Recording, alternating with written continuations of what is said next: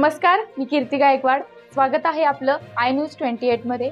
चला तर मग जाणून घेऊयात महाराष्ट्रातल्या ताज्या घडामोडी। पालघर जिल्ह्यातील डहाणू तालुक्यात मुलानेच केला बापाचा खून, 5 तासात आरोपीला अटक। डहाणू तालुक्यातील कासा पोलीस ठाण्याच्या हद्दीत एका वयोवृद्ध व्यक्तीचा धारदार हत्याराने वार केलेला मृतदेह कासा पोलिसांना सापडला होता। त्या खुनाचा उलगडा कासा पोलिसांनी अवघ्या 5 तासात करून गुन्ह्यातील 2 आरोपींना अखेर अटक केली आहे। सोमटा घाटाळपाडा येथील वनविभागाच्या जागेत मृतकृष्ण डोंगरकर वय 65 याचा मृतदेह आढळून आला होता।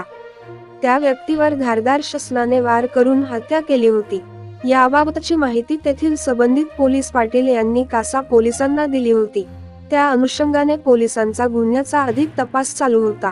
पोलिसांनी माहिती काढल्यानंतर मृतकृष्ण डोंगरकर याचा चुलत भाऊ जयराम डोंगरकर यांच्यात आपसात जमिनीच्या वादातून पालघर प्रांत कार्यालयात वाद सुरू असल्याची माहिती मिळाली होती।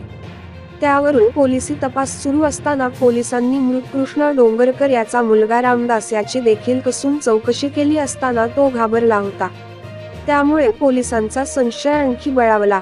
रामदास याने कबुली दिल्याने खुनाचा अखेर उलगडा झाला। साथीदार विलास याच्या मदतीने बापाचा खून केल्याची कबुली रामदासने दिली।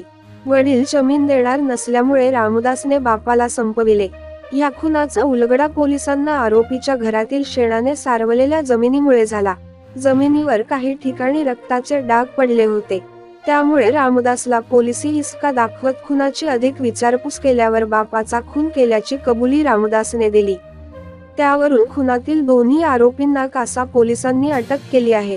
रिपोर्टर रहीम कुरेशी, डहाणू विधानसभा मतदारसंघाचे रिपोर्टर।